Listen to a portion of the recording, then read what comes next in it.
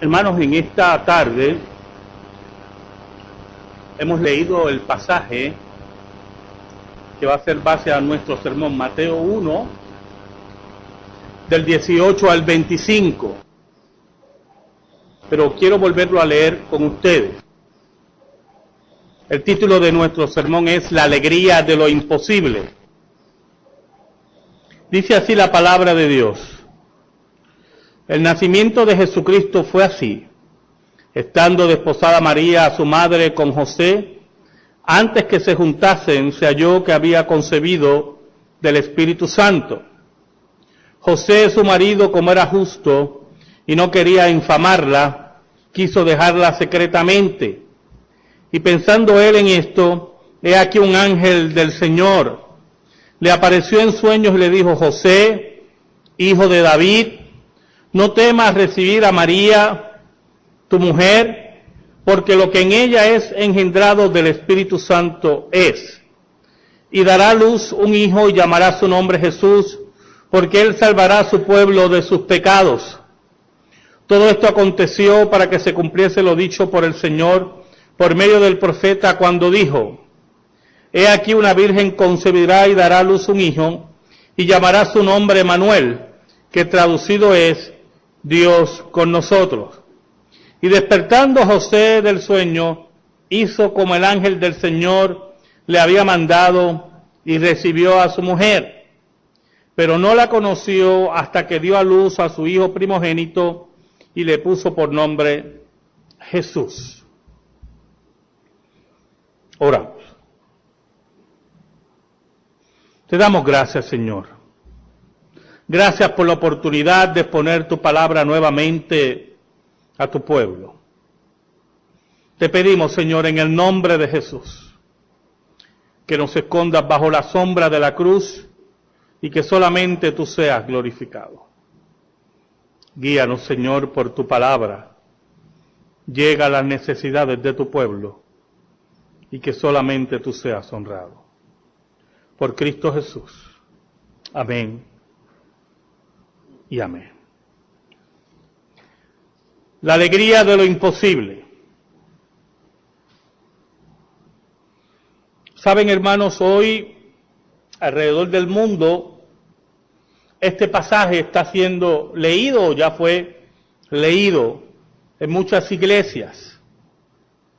Y muchos se han acercado al texto para hablarnos de la maravilla del pesebre y la maravilla de la Navidad. Pero hace unos jueves atrás compartía con la congregación parte de lo que habla este texto y el contenido doctrinal difícil, con características de imposibilidad que tiene este pasaje, esta perícopa. Es interesante cómo la historia de Belén, la historia del nacimiento de Cristo, la historia de la llegada de Dios a la tierra, se envuelve en este manto de grandes imposibles. Y cómo esas imposibilidades se convierten en la alegría del pueblo de Dios, del pueblo escogido de Dios. Mateo, el que escribe estos versículos,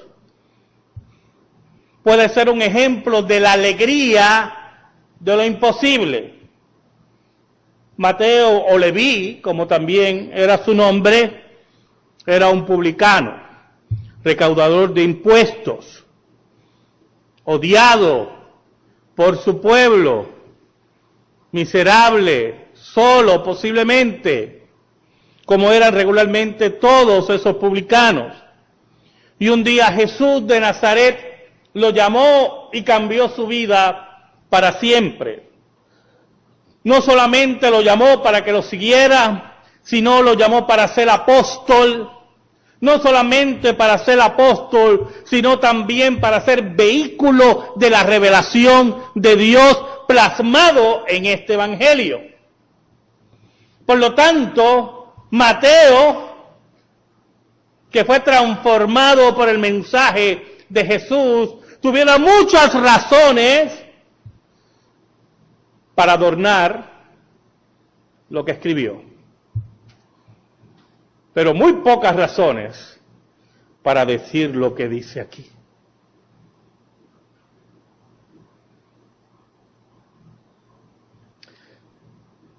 El nacimiento de Jesucristo fue así. Es un acercamiento categórico a aquel que lea su evangelio. Quiero decirte, lector, que lo que vas a leer ahora es una historia fidedigna. Está diciendo Mateo. Yo te voy a introducir a un relato que está cambiando al mundo. Yo no vengo con discursos de adornos, con excusas. Yo no vengo ante ti con cuentos de camino. Así ocurrió el nacimiento de Jesucristo. Y dice, estando desposada María, su madre, con José, antes que se juntasen, se halló que había concebido del Espíritu Santo.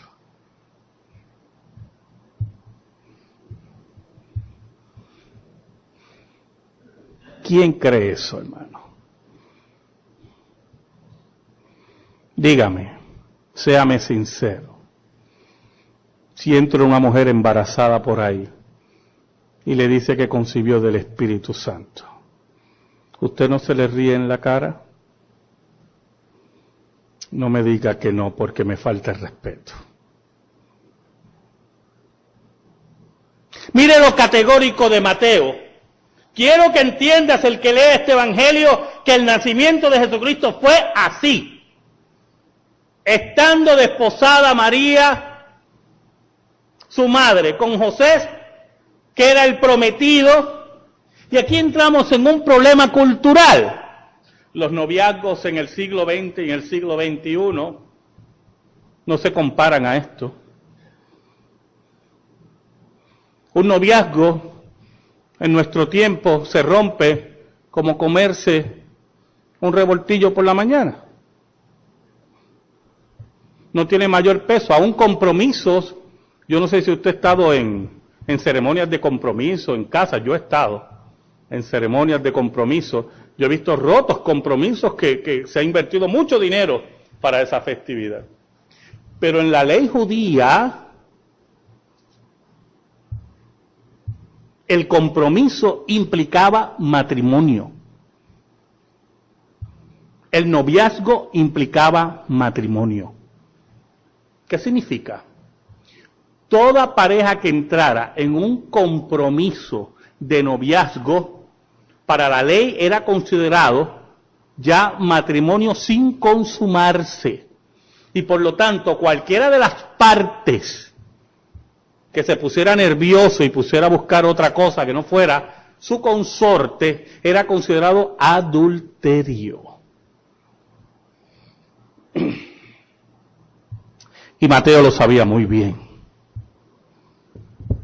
Por lo tanto, cuando Mateo viene con esa candidez y nos dice que antes que se juntasen, antes que ocurriera la consumación de este noviazgo, que era el acto matrimonial, antes que ocurriera el acto sexual que los judíos consideraban bendito por Dios, y que la Biblia también lo considera así,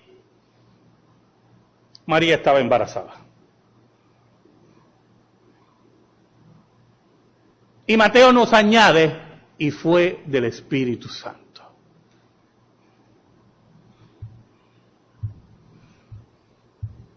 Mire qué sencillo va a ser esto, hermano. Si no crees en esto, yo puedo comprender que no creas. Lo que no puedo comprender es que te mantengas aquí sin creer.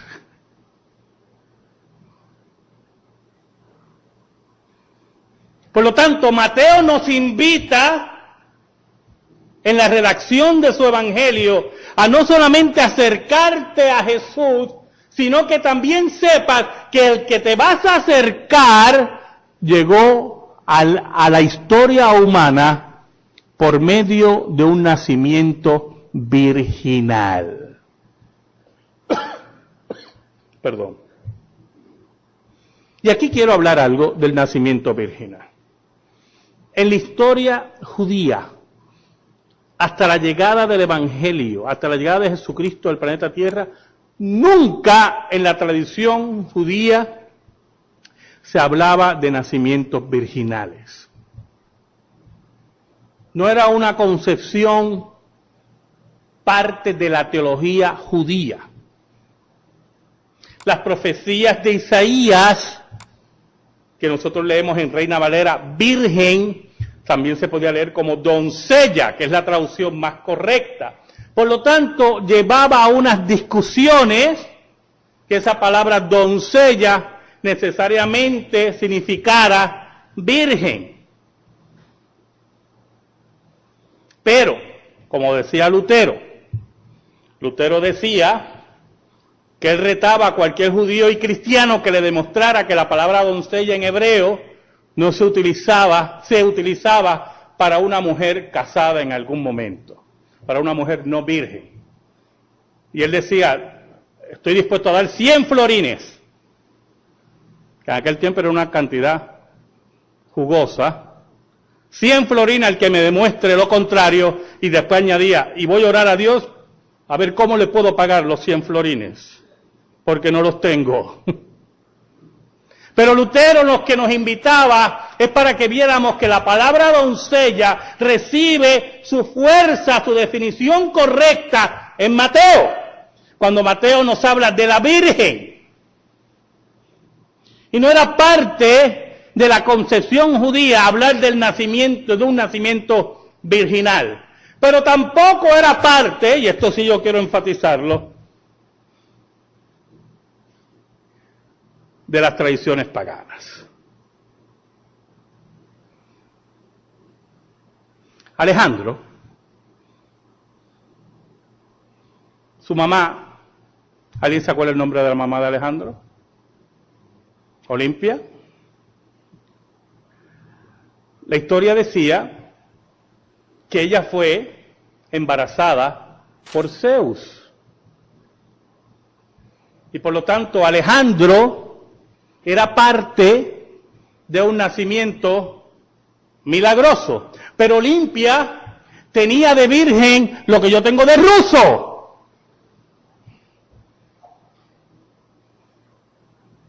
Y aún más, no comparamos la historia hermosa, bella y limpia del nacimiento virginal de Cristo con los deseos impúdicos, desmedidos de los dioses paganos que lo que buscaban era fornicar, adulterar y rebajar a la mujer.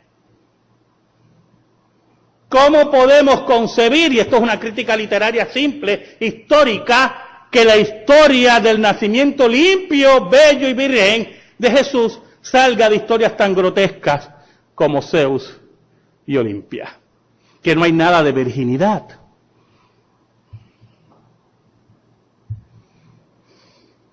Los intentos de los enemigos de la Biblia se estrellan ante analogías tan pobres, tan mediocres como esta. Por lo tanto, Mateo nos invita a que ejerzamos fe en que María había concebido del Espíritu Santo. Pero la historia no se detiene ahí. Las imposibilidades no se detienen ahí. El versículo 19 nos dice, José, su marido, como era justo y no quería infamarla, quiso dejarla secretamente. Mire qué interesante. Una cosa es que acusen a su novia de que le ha sido infiel y otra cosa es que el vientre empiece a crecer. Son dos cosas muy diferentes, ¿verdad que sí? Porque las acusaciones pueden ser falsas, pero lo que uno ve no es falso. Y José estaba siendo testigo de los cambios físicos que estaban ocurriendo en María. Y eso se añadía a que María reafirmaba que había sido visitada por un ángel. Mire la historia. Yo quiero que usted se ubique. Visitada por un ángel. El ángel le había dicho que iba a concebir del Espíritu Santo. Ella concibe del Espíritu Santo. Y va donde José le dice, yo he concebido del Espíritu Santo. Y José la mira. Y su corazón se destruye. La amaba profundamente, hermano. ¿Sabe? Habían dos caminos. Había un camino para María, según la ley. Y era morir apedreada. Era adúltera. Pero en el tiempo de José habían dos caminos. El denunciarla para morir apedreada o darle carta de divorcio. Porque, como le dije, el compromiso en la ley de Moisés se consideraba el noviazgo como matrimonio. Por lo tanto, él tenía que proceder con dos testigos para darle carta de divorcio. El primer camino en este tiempo era bastante improbable. ¿Por qué? Porque los escribas, los maestros de la ley habían creado un entretejido alrededor de la ley de Dios tal que para llegar a un apedreamiento bajo Roma era prácticamente imposible. Por lo tanto, que si José decidía difamarla públicamente, para llegar a que la apedrearan era muy difícil. Pero sí, su honra iba a quedar destruida. Iba a ser considerada una mujer infiel, adúltera, marcada para siempre. Y José, que era un hombre justo, que quería cumplir la ley y sabía que habían varios caminos, decidió por el camino de la misericordia, el camino del amor.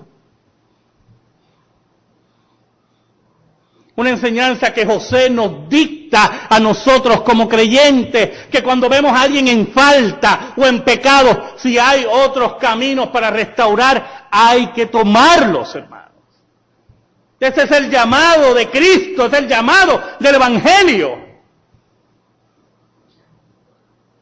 La hora de doblarnos para arrojar piedras ha pasado. Es la hora del restaurar.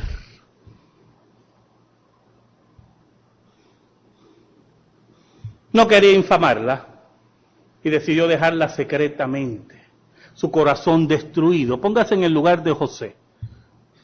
Yo me imagino a José que la amaba profundamente, destruido, y al mismo tiempo pensando, está loquita. Esta muchacha tiene que estar tocadita. Y que el Espíritu Santo, ¿qué es eso? ¿Qué le ha dado a esta?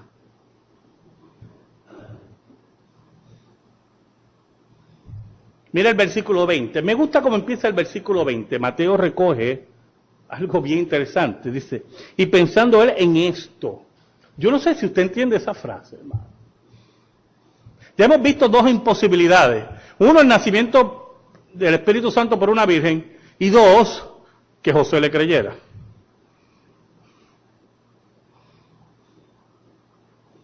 Dice, y pensando él en esto. Yo no sé si usted, yo sé que usted ha tenido preocupaciones en la vida. Preocupaciones que le toman la vida, que no se le salen de su cabeza. Que usted se acuesta pensando en eso y se levanta pensando en eso. Y se conecta a orar con Dios. Por lo menos eso es lo que yo hago. Cuando tengo una preocupación que se me hace difícil evadirla, porque tengo que enfrentarla, siempre me conecto con Dios. Y estoy todo el día orando, Señor, ayúdame, dame fuerza, dame el camino, dame. Y así estaba José. Preocupado, destruido. A la que amaba, le había sido infiel. Eso es lo que él pensaba. Eso es lo que él profundizaba. Eso es lo que él lloraba.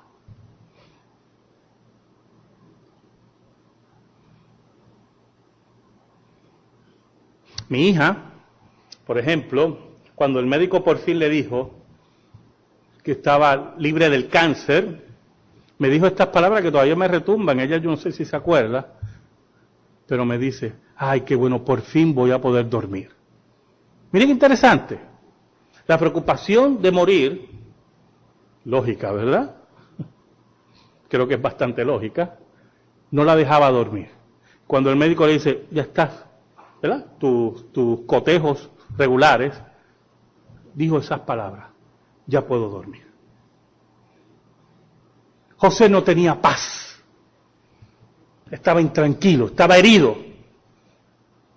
Había creado un paisaje tremendo con su mujer para vivir, pero él consideraba que esa le había sido infiel. Y no se le iba de la mente. Y cuando ocurre esa cosa en nuestras vidas, hermano, qué cosa tremenda. Cuando ocurren esas cosas en nuestra vida, qué cosa tremenda. Allí está Dios. Dios no abandonó a José. Qué cosa tremenda, hermano. Allí estaba José carcomiéndose por dentro, no pudiendo prácticamente reconciliar el sueño, herido, lloroso, preocupado, como si Dios lo hubiera abandonado, y era lo menos que había ocurrido. Allí estaba Dios.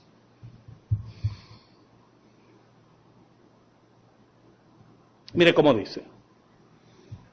He aquí un ángel, dice, y pensando él en esto, he aquí un ángel del Señor le apareció en sueño y le dijo, José, hijo de David, no temas recibir a María, tu mujer, porque lo que en ella es engendrado del Espíritu Santo es.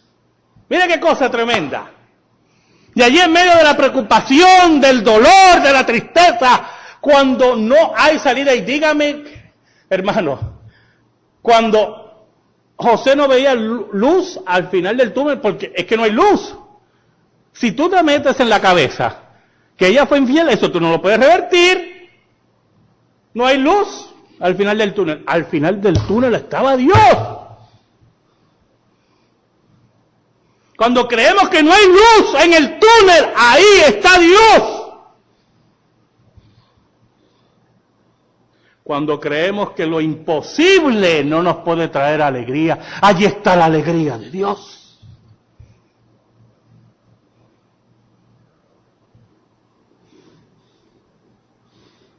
El problema, lo imposible aquí, es que en medio de todo esto, mire qué cosa tan tremenda, que en medio de su sueño apareció un ángel. Y cualquiera puede decir, pues, se acostó con esa preocupación. Yo no sé si a usted le ha pasado eso, a mí me ha pasado. Yo me he acostado con preocupaciones tremendas y sueño con eso.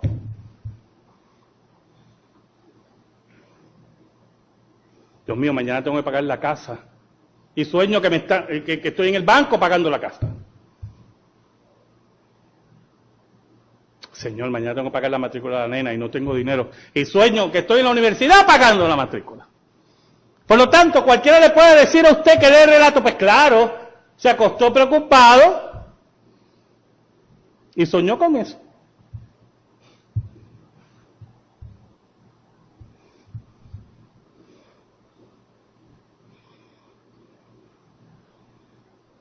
El problema es el diálogo del ángel. Es un sueño demasiado elaborado. Es un súper sueño. Dice, he aquí un ángel del Señor le apareció en sueño y le dijo, José, y mira qué tremendo, hijo de David. Y aquí entra una confluencia importantísima del texto. Tú que eres heredero del trono de David. Eso es lo que le está diciendo el ángel. José, hijo de David, tú que eres parte de la descendencia de Cristo. Tú que has sido señalado por Dios. José, hijo de David, no temas, no tengas miedo, no eches hacia atrás.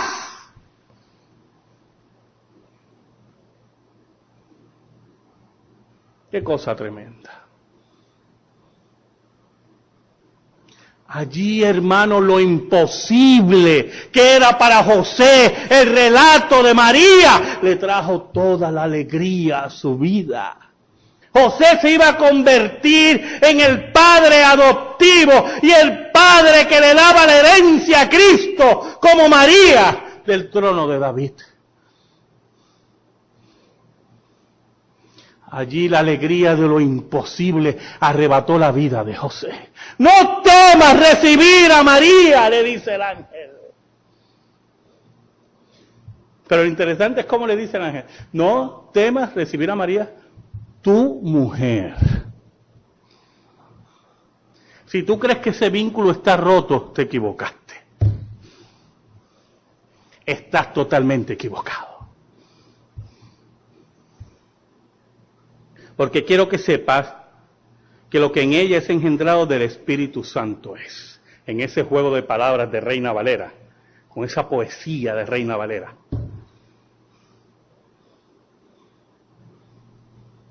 Oye, José, tú que estás preocupado, no hay luz en el túnel, no, hay luz.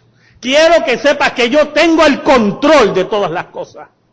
Y tú eres parte clave, pieza importante, porque tú eres hijo de David.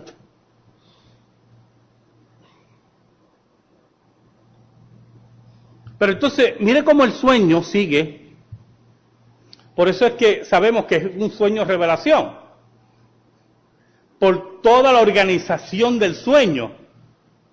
Porque yo quiero que usted sepa que cuando yo me duermo con una preocupación y sueño con eso, no lo sueño así. Que mañana tengo que ir a pagar la casa y cuando en el sueño voy al banco, el banco es chiquito, o el banco está en la playa, o está volando el banco. Porque así son los sueños, ¿verdad? De momento salgo del banco y termino en Ponce y yo, pero estaba en Plaza de las Américas, ¿qué pasó aquí? Así son los sueños, ¿verdad? Por eso son sueños. Las locuras de los sueños. De momento el sueño cambia y usted tiene a alguien al lado, pero el mío que está al lado está acá. ¿Y qué es esto? Pero eso no fue lo que le pasó a José. Era una revelación en orden, precisa. Una revelación de lo imposible, que solamente es posible para Dios. Y dará a luz un hijo, llamará su nombre Jesús, Salvador, porque Él salvará a su pueblo de sus pecados. Quiero que sepa, José, hijo de David, que Cristo es el heredero del trono, que Cristo viene a salvar a su pueblo, a sus ovejas, a sus elegidos. No tengas miedo. No tengas miedo, le dice el ángel. Entonces, Mateo toma de nuevo la palabra en el versículo 22. Después que narra el sueño de José y recurre a la apologética. Recuerde que Mateo escribe a los judíos para que el judío sepa que Jesús es el Mesías. Y mire cómo dice el versículo 22. Todo esto aconteció para que se cumpliese lo dicho por el Señor por medio del profeta cuando dijo, he aquí una virgen concebirá. Y entonces ahí Mateo introduce una palabrita que modifica el texto de la versión de los 70. Que modifica el texto hebreo también. Ya no es doncella, ya Mateo reafirma, Cristo nace de una virgen.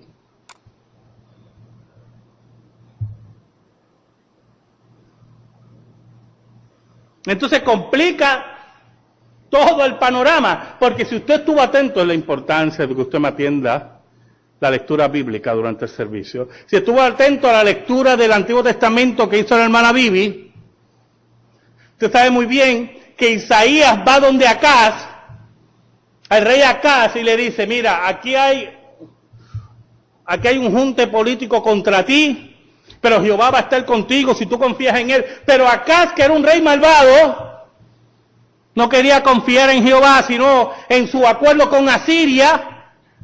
Isaías lo mira, profeta de Dios,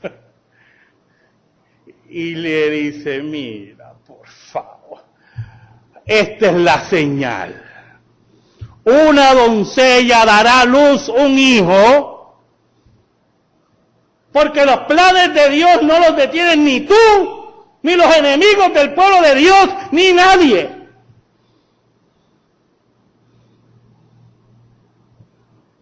He aquí una virgen concebirá y dará a luz un hijo y llamará su nombre Manuel. Y entonces se complica la cosa de la imposibilidad aquí. Porque dice, y traducido es, Dios con nosotros. Quiero que sepas que el que va a nacer, Jesús, que vino de una virgen, que José tiene que creerlo, porque yo se lo revelé, es Dios encarnado. Dios con nosotros. Que traducido es Dios con nosotros. Entonces, nuevamente, Mateo, en ese juego de palabras, recurre a José. Dice, despertando José del sueño, hizo como el ángel del Señor le había mandado y recibió a su mujer. Qué cosa tremenda. Usted se puede imaginar el encuentro. José llama a María y le dice, te creo. Y María, que también lo amaba, yo no dudo que debe haber llorado.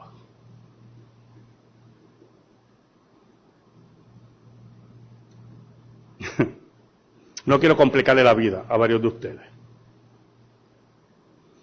Pero los noviazgos que hay mucho amor son tremendos. Y no hay cosa más tremenda en los noviazgos que las reconciliaciones después de una pelea.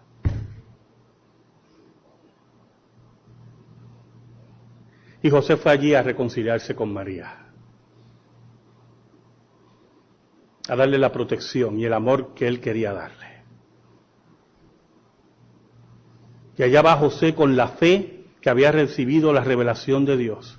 Allí va María con la fe que había recibido la visita del ángel. Allá va María con la afirmación que había concebido del Espíritu Santo. Y allá va José con la afirmación que Dios le había revelado que eso era verdad. Pero aún más, ahí van los dos caminando a su hogar juntos con la fe que el que tenía María en el vientre era Dios mismo.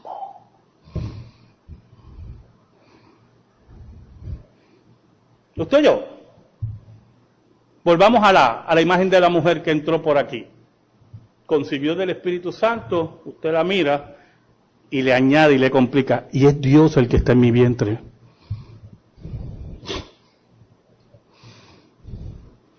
¿Y usted qué? Sí, el que creó todo esto. Y te creó a ti y a mí, es el que está aquí.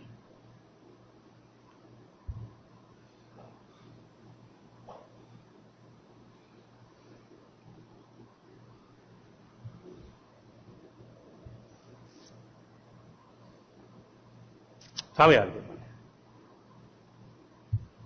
El versículo 25 es muy interesante. Dice, pero no la conoció hasta que dio a luz a su hijo primogénito y le puso por nombre Jesús. No tuvo relaciones sexuales hasta que ella tuvo a Jesús. Sabe que ese hasta, y vamos a ser sinceros, se puede interpretar en dos formas.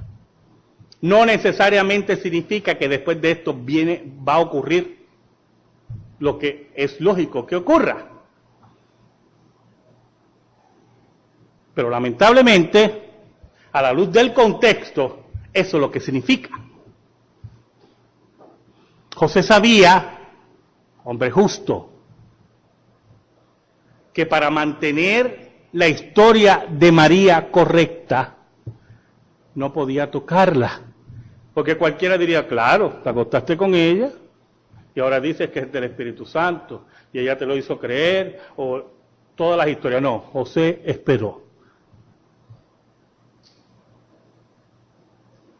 Allí estaba ese varón de Dios. Allí estaba esa mujer de Dios. Allí estaban. Y cuando fueron a Belén, no encuentran lugar. La historia que todos conocemos. Y allí en un pesebre, en la condición más pobre, más humilde, y dígame si eso no raya en el colmo de la imposibilidad, el creador de todas las cosas, el que vive para siempre, nace en un pesebre humilde, rechazado, para que tú y yo tuviéramos vida. Allí la alegría, hermanos, allí la alegría de los cielos, de los pastores, de los que se acercaron al pesebre, de los padres, de nosotros. Allí la alegría de lo imposible se hizo posible. Allí las historias más inconcebibles que el ser humano y el humanismo no acepta, Dios la hace realidad. Si ese pesebre no ha nacido en tu corazón, no conoces la alegría de lo imposible. No conoces lo que es la luz al final del túnel. No conoces lo que es tener fe en Dios, aunque las circunstancias nos aplasten.